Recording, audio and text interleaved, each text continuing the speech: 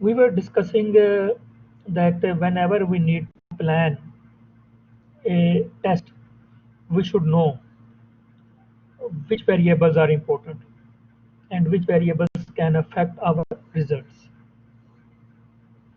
and which are independent variable, which are dependent variable, and which are extraneous variables. Means they will affect your measurements indirectly. We have seen couple of examples in the last lecture, and in the next coming lectures we will also see some tutorials. Each lecture will be followed by tutorial. So now we will continue, and we will continue with today's topic, calibration. Calibration is a very important process. It helps to make keep your measurement devices okay. And if you, for example, you are using thermometer, you are using pressure gauge to measure the pressure, thermometer to check the temperature, fine. But how you are sure your thermometer is doing okay or not? You cannot just throw away all the time your thermometers and purchase a new one. Might be you need to check first they are doing okay or not. And if they are not doing okay, let's see if it is possible to make it well again. So all this method is called calibration. So calibration is one of the most important things. So what is definition of calibration? It is that a calibration applies a known input. This is very important. When we perform calibration, we know what is my input. For example, if I'm going to calibrate a thermometer, and rather than testing what is my body temperature, in fact I will give a temperature, for example, of 40 degree to thermometer, and we'll see if thermometer is also showing 40 degree. So this is calibration. In calibration, your input is known. So you a known input value to a measurement system for the purpose of observing output. So you give a known input so you can check its output. It establishes a relationship between input and output values. So calibration process establish a relation between input and output values. So the known value used for calibration is called standard. Normally, the known value which we will use to calibrate our any measurement device, it will be standard. Calibrations can be of two types. One is static calibration, another is dynamic calibration. Now, all of you have some idea. Static. What is static mean exactly, precisely? The static, the most common type of calibration, in fact, it is static calibration, very commonly used. In this procedure, a known value of input system under calibration and system output is recorded. So whenever we perform calibration, input is given of known value and output is recorded. The term static implies that the value of the variable involved is not changing with time or space. Space means with the location. It is constant. If it is with time or with the location, it will not change. So static calibrations, they are only magnitudes, known input, and measured outputs are important. The static calibration curves. So when we perform experiments for calibration, normally we perform a curves, we plot a curves. What is input and what is output? And then we see what is behavior. The static calibration curves describe the static input-output relation. In fact, the curve tells us how it is behaving. So it is develop an input-output relationship for the measurement system and forms the logic by which the indicator of output can be interpreted. In fact, when we perform calibrations, we plot the results, and from the input-output plotting the results of the static calibration, we will see what are what actions we can take if it is required. So static calibration not changing with time. What is dynamic calibration? when a variable of interest is not only changing in time but also space with respect to location. Such a varying information is stored and we need a call it dynamic. In broader sense, dynamic variables are time dependent or location dependent in both of their magnitude and frequency as well. Not only magnitude but frequency, at which frequency it is applied. The dynamic calibration determines a relationship the same way with the static uh, between input of non-dynamic behavior and the output of the measurement system. Usually such a calibration involves applying either. So normally we apply a sinusoidal signal or step signal as an input signal. We will see in coming chapters, we will see some kind of these signal details. So when it is static, it is not changing with time, but when it is dynamic, we must know what kind of signal we are applying. We are applying a step signal, we are applying a sinusoidal signal.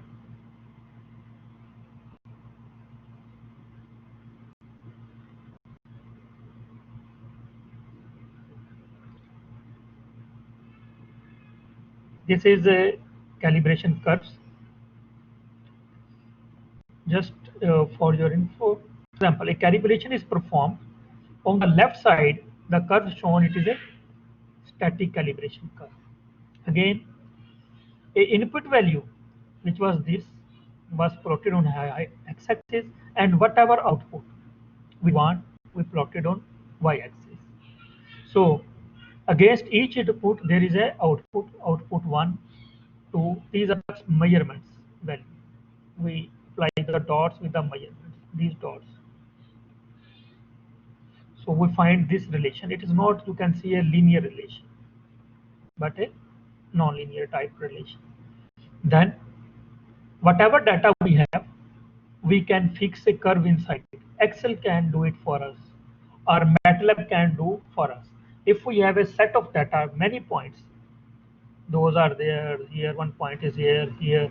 Excel or MATLAB or many other mathematical, they can fit a curve for us. That if this your data spread, best fit can be like this. But in current state, it is like this. Now another important term which is used, now we have a curve. Remember these mathematical, you can say software like Excel, MATLAB and others, not only they can construct a curve, they can also give you an equation of the curve.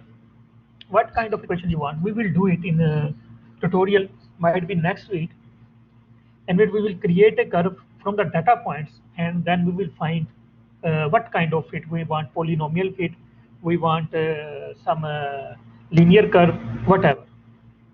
So equation can also be generated. So now we have a curve, we can find its sensitivity. What is sensitivity? The slope of the static calibration curve is the sensitivity. So sensitivity at this point will be this, sensitivity at this point will be this, sensitivity at this point will be this, sensitivity at this point will be this. Since it is a non-linear curve, so slope is changing. But on the other hand, if it would be a linear curve, for example, a straight line, then it have only one slope and its sensitivity is constant. So sensitivity gives us very important information that if we are changing our magnitude of input signal, then it is also affecting sensitivity or not. It is more sensitive or less sensitive.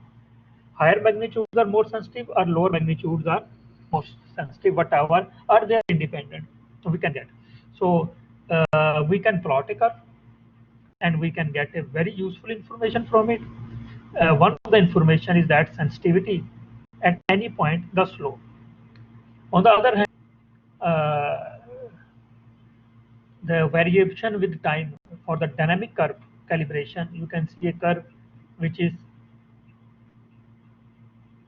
size a signal, it is changing with time. So strain wave pattern from the gauge, it is driven from a strain gauge pattern from from some gauge system for dynamic curves. Now we will see some more methods. Now we know that we have our measurement systems, but we also need to calibrate our measurement equipment. Once we want to calibrate them, we need some important terms so we can understand it well. So first is accuracy and error. So we will find what is accuracy and error as we will move forward. Normally, the exact value of a variable is called true value. For example, if there is a variable we want to measure and we know its exact value, then we will call it a true value. If we know, normally very difficult to find. If we know, it is called true value. The value of variables as indicated by measurement system is called measured value. So it has true value, we don't know. But if we use a measurement device to measure its, for example, it's a diameter, we don't know what is its true value. So what we do, for example, we use some micrometer to measure it. That measured value is this measured value. Then what is accuracy? We find accuracy as the accuracy of a measurement system or measurement refers to the closeness of agreement between measured and true value. Very important concept that accuracy need true value.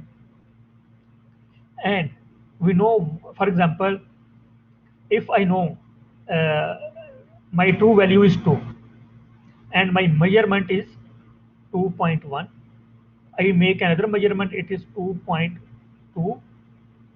If I make another measurement, it becomes 1.9. So you can see they are close to this. They are close to this. They are close to this. But they are not exactly this, but they are close to this. How much they are close will determine our accuracy. For example, I have 2.5 value. I know my true or reference value is this.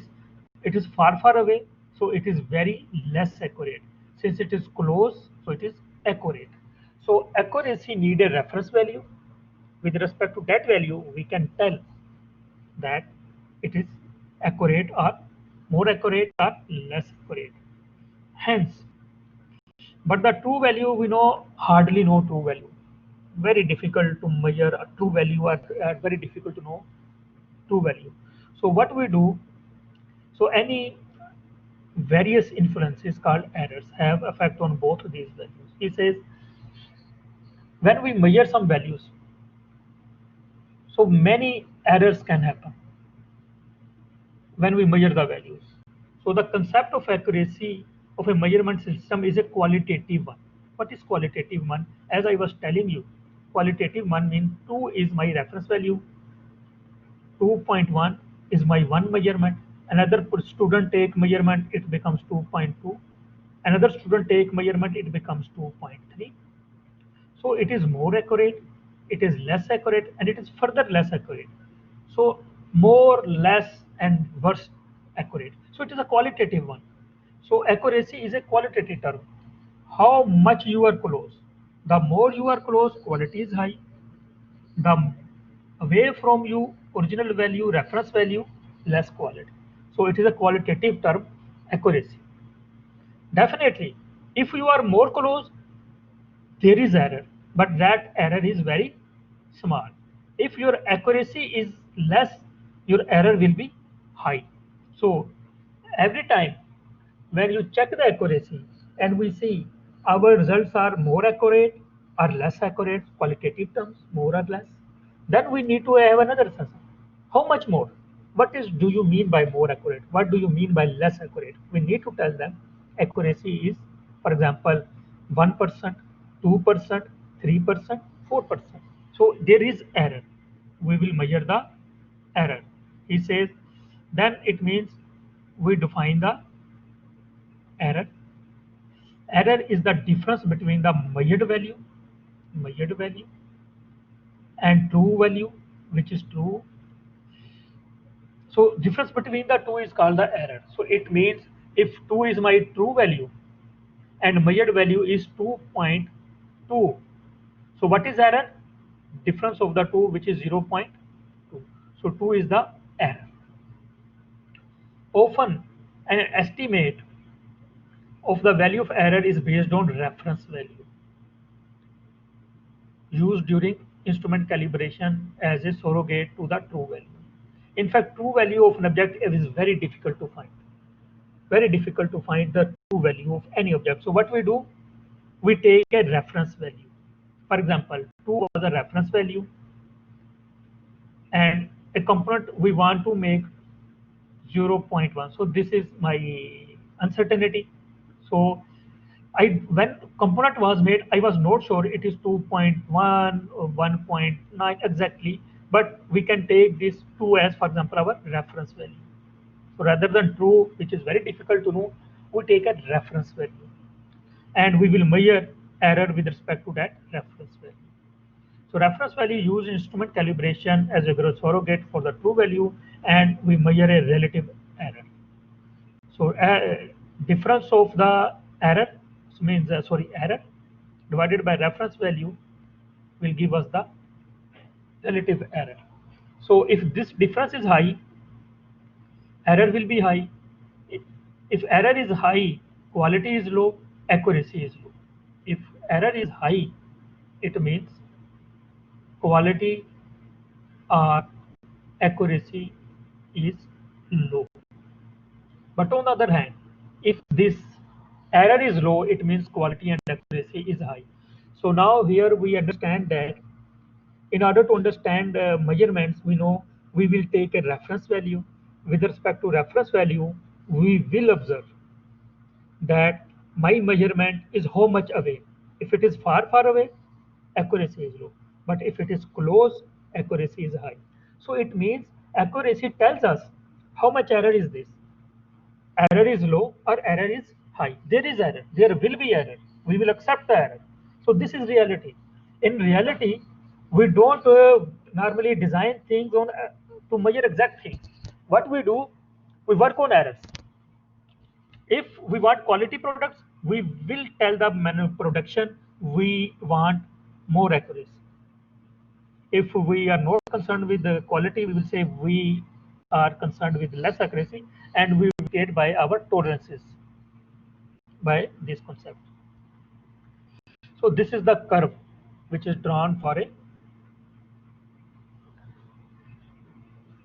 a calibration system. A special form of curve is deviation plot, such as shown in figure. A curve. In the previous figure, we were talking about input and output. But here, what we are doing now, rather than drawing this curve, we are drawing a what is measured value and what is the difference. Difference mean error. We know measured value was, for example, y. Reference value is y prime. The difference between the two we already discussed. It is error. So we will plot measured value and its error. And but let's see what kind of curve we have. We have this kind of curve. The error deviation between reference or expected value and measured value y is shown here. Here I will ask the students. You can see the curve. This is experimental data, experimental data. What it is showing to me? 1, 2, 3. What do you understand? 1, 2, 3 from this calibration curve. Anybody answer me? I am waiting. Abdul Rahman Abed, can you tell me on the graph? We have drawn a curve, measured output and the difference. Yes. What is 1, 2, 3 replication? What do you understand? I am saying I have drawn this curve. Okay, it is measured value between error. So what is measured value? For example, this is measured value and error is minus 25%, for example, whatever. It is micrometer. So number of trails, number of tries. Yes. In fact, you can say we performed 3 experiments. Experiment 1, results plotted. Experiment 2, results plotted. Experiment 3, So 3 time calibration is done, not 1 time. It was 3 time done. So every time it is found trends are almost similar. So again, since we have the data, we can fit a curve by Excel or by any appropriate. So, but this curve is now between measured value and its error.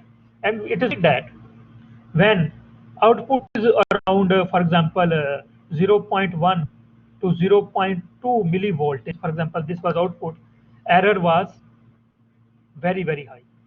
But when measured output when was very small or very high, then error was small.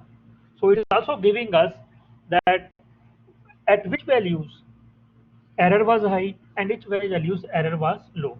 So again, not only now we are discussing the accuracy, but we are also discussing the error. Rather than plotting the input output, we can also plot the accuracy or in the terms error plots.